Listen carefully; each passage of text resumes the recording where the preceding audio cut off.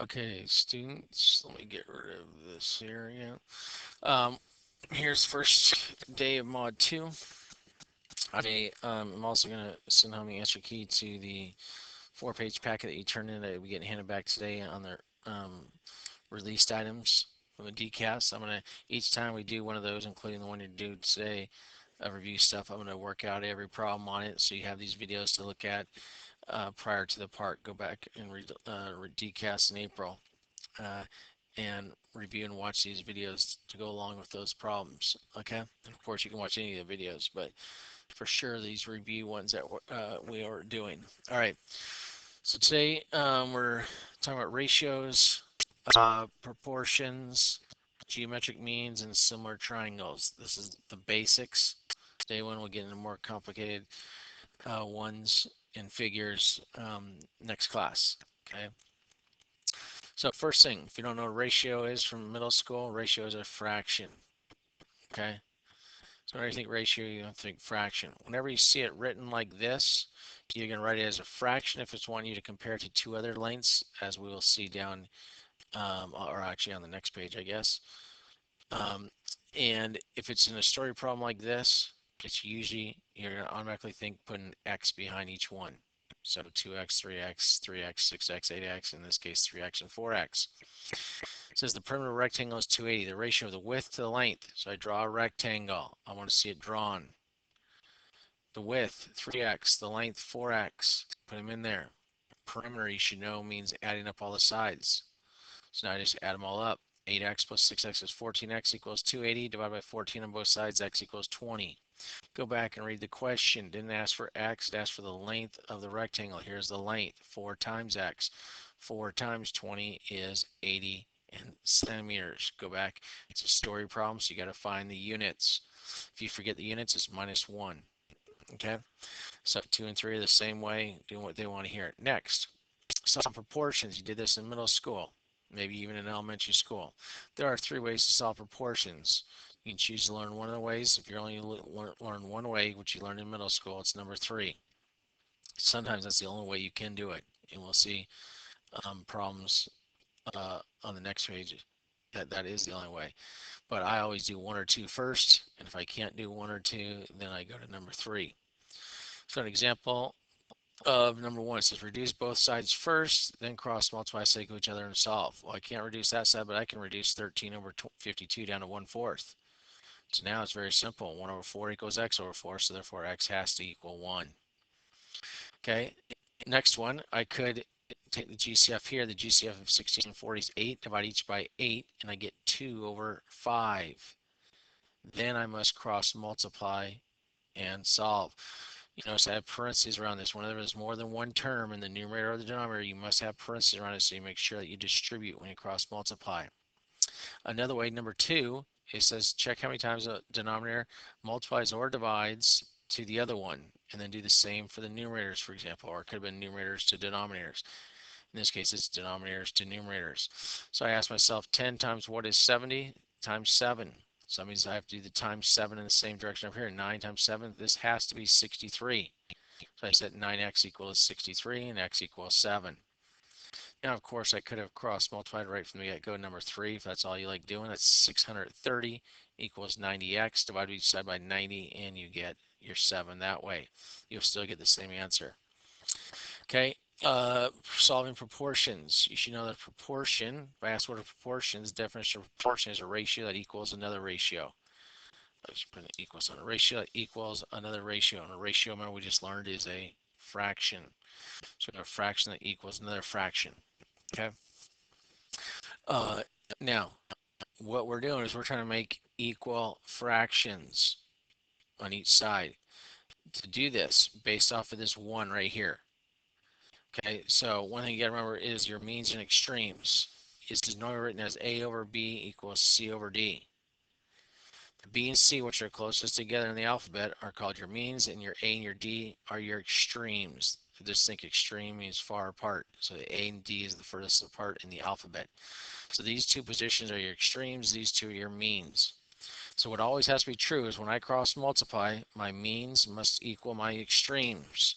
That's what that says, means equals extremes. So in this case, 6z equals 5x. I could have said 5x equals 6z. I could switch sides. That doesn't matter. Okay, so I have to always make sure when I cross multiply, I get this answer, 6z equals 5x. And that's how you know what to plug into these. This is a little trickier one, just so you know. You need to look at what did they do to this numerator on the left side over here. And whatever they did, you must do the exact same thing on the right side. And then you could always cross multiply. And when you do that and set them equal to each other and solve, you'll end up getting 6z equals 5x.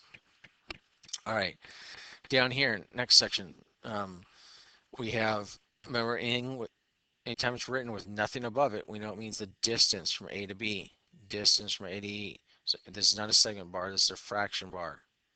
Okay, so it's still the distance from B to D, distance from E to C.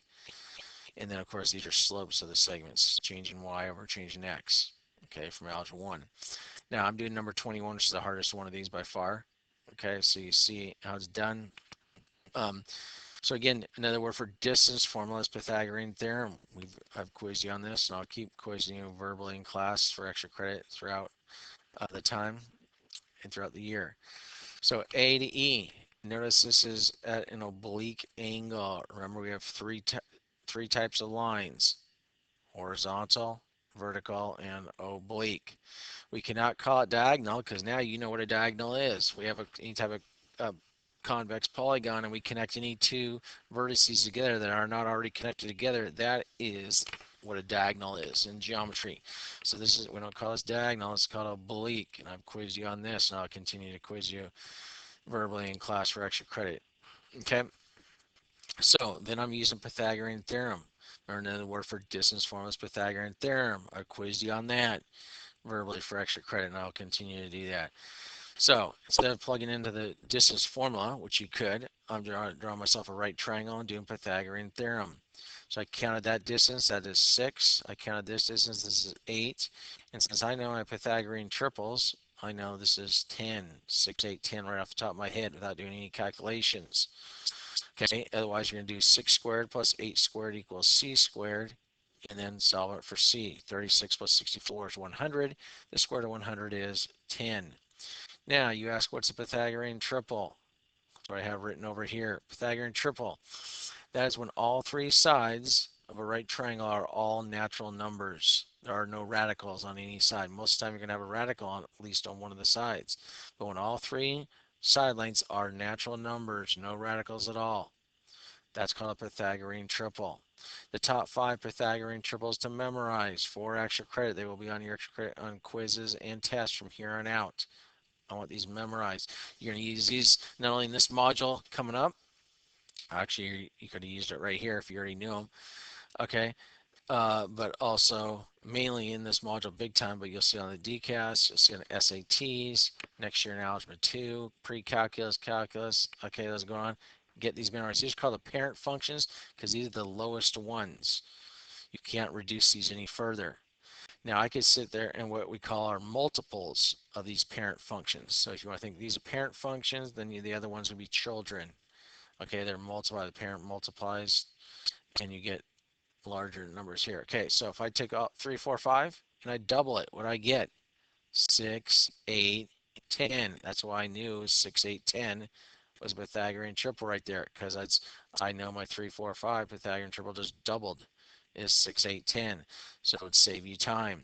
If I multiplied each of these by 10, I'd have 30, 40, and 50. So if that was a 50 and I was a 40, I would know that was a 30 right there. Okay, remember the longest side, which I have in order right here. Here's the longest side on these. That's always the hypotenuse. And then the other two are your legs. It doesn't matter what order they're in at all. Okay. So if I double that one and there come one you'll see oftentimes is 10, 24, 26. Double of the 5, 12, 13 Pythagorean triple. Okay. So memorize these. There'll be extra credit on quizzes and tests starting right now. Okay. So that was 5 AE, and then distance from E to C. That's a vertical distance. I can just count that. 1, 2, 3, 4, 5, 6. 10 over 6 simplifies down to 5/3. We always simplify our fractions. Okay. Write each ratio. That's a fraction, remember? Here's our ratio in simplest form. 5/3. If you leave it as 10/6, you lose a point. Gotta reduce it down. All right, here, same thing. Distance from A to B. Obviously, just number line 3. CF 6. 3/6 simplifies down to 1/2. Okay, again, down here, what we see is our ratios in this form, just like number 1. When we see it like that, we're putting X, 1, 2, or 6, 7, and 8 here. Putting X behind each one. So that's what we're going to be doing right down here as well. 5X, 6X, 7X. And in this case, it's the angles of a triangle. Well, we know the angles of a triangle add up to 180. So I know that I add them and set equal to 180. Okay, so I get 18x equals 180 divided by 18 on both sides. X equals 10. It doesn't say this is solve for x. This is find the measures of the angles. So now I take that 10 and substitute it back in for each one. 5 times 10 is 50, 60, and 70. So there's my 3 answers. Of course, they add up to 180, so it makes sense. You do the same thing on these ones right here. All right, next page. Back side. These ones you just cross multiply. Don't forget to put parentheses around it. So of these ones, since they have 2 terms, so you make sure you distribute through them, okay, and solve it. All right, geometric means. This is the very basics of the geometric means. Remember, we talked about what means and extremes are on the previous page. So it says find the geometric mean. That means we're going to put x in the 2 mean spots every time. We just use x. It could be any variable. Okay, x is just the most common one. So they go in the 2 mean spots in these 2 numbers. Every time they give you these are the 2 extremes. And then we cross multiply. We get x squared equals 3 times 9. Now remember, I got to solve for x. I got to take the square root of both sides. Notice right here, I did not go up to 3 times 9 to do 27 and do the square root of 27 and then break that radical down because I do have to simplify it. I'm going to show you a shortcut here. Is I can take the square root of each one individually instead of multiplying them together. And so the square root of 9 is 3. And the square root of 3 does not break down, so it's just 3 root 3. That's what the square root of 27 breaks down to. Okay, simpler dealing with smaller numbers. One more example of that, where you can see it even more effective. Again, it's the exact same setup. These are my 2 extremes, and my means get x every time. I'm always going to get x squared, and whatever these time equals, whatever these 2 multiply to. Now I could have multiplied those together. I got 98, and I have to reduce the square root of 98. For some of you, that would take a while. It's a waste of time.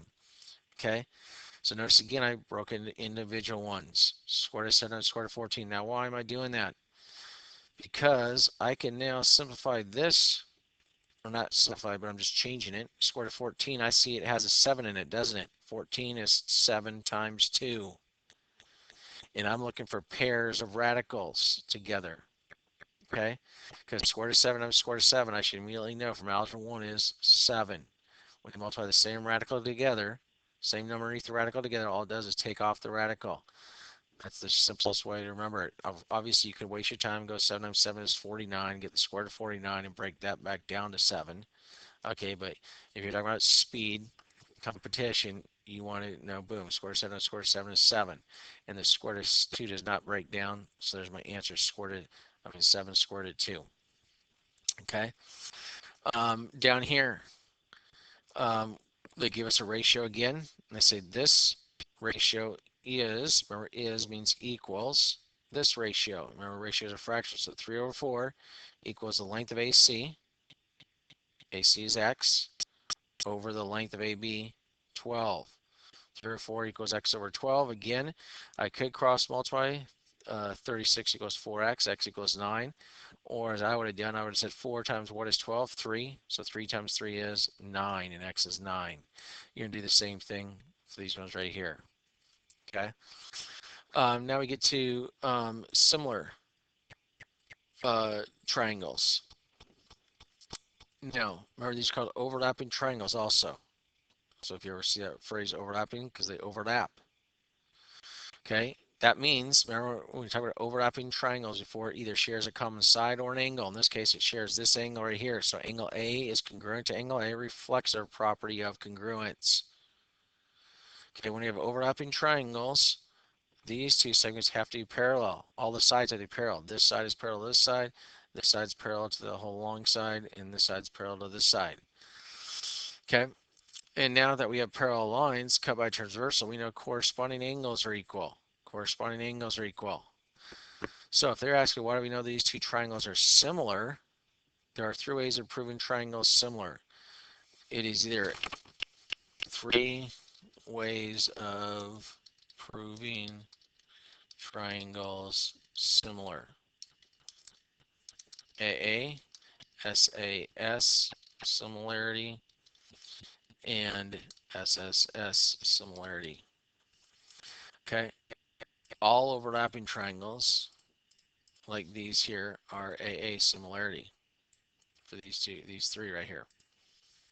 Okay, and this was one of the types of questions you had on your pre-assessment for Mod 2 that you took after the Mod 1 post-assessment. Okay, you were choosing between two of these three, AA and SAS. Okay, I don't think they had SSS down there, but these are three ways. Now, I don't need to know that to do these problems, but I'm just showing you right now because these are, again, we're starting with the basics, and then next class we'll add on these into here. Okay, and you will be identifying which of the three ways are the triangles similar by. That's why I'm just explaining it to you right now. Now, another thing to recall that I mentioned last week, when I have overlapping triangles like this, these are also dilations centered at this common vertex of A. Okay, and so what do we notice? Therefore, we can say about dilations, the angle measures are preserved. So all three angle measures here are the same three angle measures in the bigger triangle, and that the side lengths are proportional. Okay, so 6 over x equals 12 over 4. Okay, they have to be proportional. Okay, that's one setup, one proportion you can use.